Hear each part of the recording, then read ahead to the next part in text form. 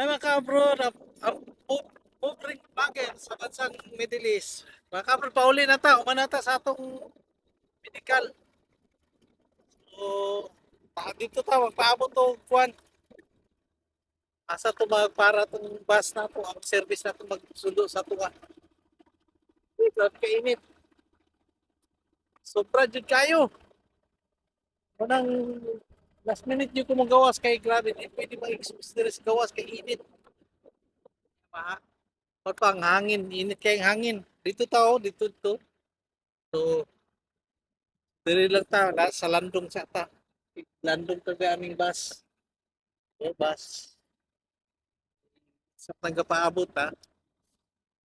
Ganina pa ko nahuman sa ano, sa akong transaction sa health center.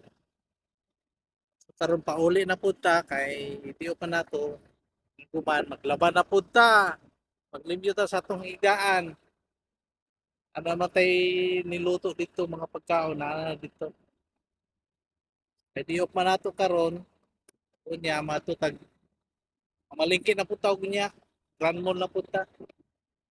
So mao lang mga ka-abroad, mao ning ang update diri sa mga diri.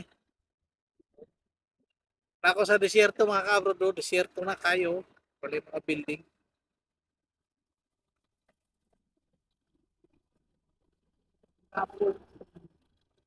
Wala na mga ka-abroad, bye-bye. Amping-amping mo mga ka-abroad ha, amping mo, amping yun mo.